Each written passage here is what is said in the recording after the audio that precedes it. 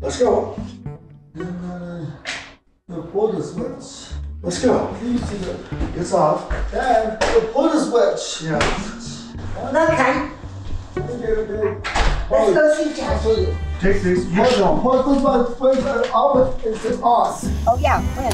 In the park. Yeah. And say Jody. Yeah, we're gonna do it. I'm Dan McCarthy. I'm Ty McCarthy's father, a very proud father, by the way. Nancy and I all along knew that we wanted to have a child with special needs.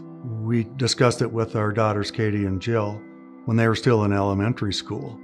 So we jointly found Ty in a Korean special needs adoption book, and we adopted him, and he came here to our lives when he was 16 months old. When we began looking at schooling and preschool opportunities, which we were big believers in, Ty enrolled in the Red Balloon Preschool. And that was really our first major encounter with Imagine at that time. But the reality of it was Ty was falling far behind the other students. He didn't communicate. He was very quiet, and he was hard to transition from one activity to another. Always the constant was if there's a lot of noise and confusion, Ty would be frustrated and wouldn't be able to handle it. You know, most parents think that when they leave the public schools that's the end of the world. You know, it's like falling off the edge of the earth. Because for so many years, people would say, he'll never be employed. He's not capable. And we heard that from so many people for so many years. And we said, no, he's going to be employed somewhere. We just need to figure out what's best for him. And that's where Imagine really stepped in and stepped up. Imagine Employment Services came up with options for Ty, and he took an employment class.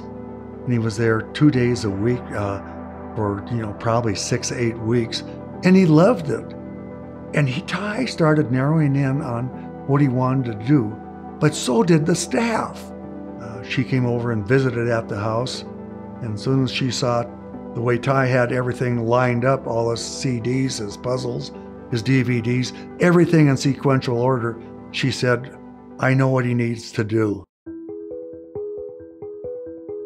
So the first time they came to the house, picked him up, and took him to the Arc thrift store in Broomfield. Ty left that first day, and it was successful. He had fun. He was doing what he was capable of doing and was doing a good job.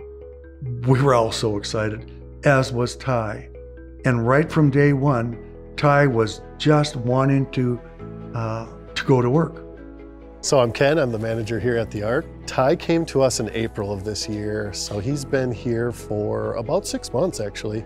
The interactions with Ty are great. The guy is just always so positive. He's got really great charisma. Ty comes to the building, he's responsible for clocking in. After he gets clocked in, he knows to get to his workstation, which is going to be out on our sales floor. In doing so, then he's responsible for taking items off of our sales floor. He literally goes through every single piece of clothing. He puts it into a yellow bin or into a shopping cart. He then takes it back to the big machine that eats it up, and he really likes that part of it. Ty improves the community by working for us. We're a nonprofit, so everything that Ty does for us essentially helps the community.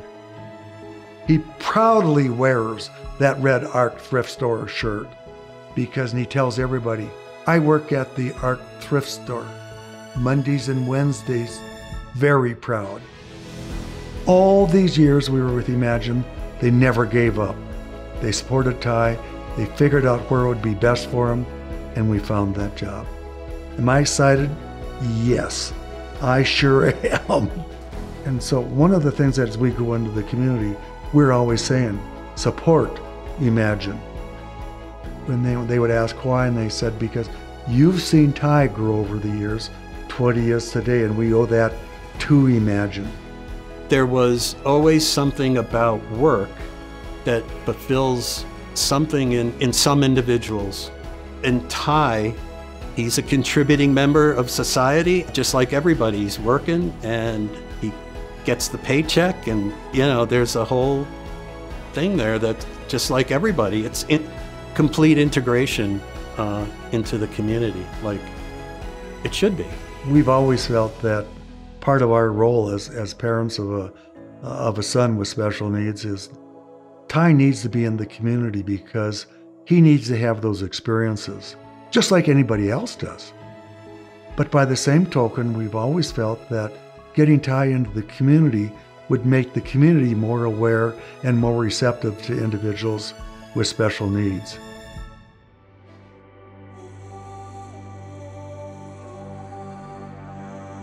Five, four, three, two, one.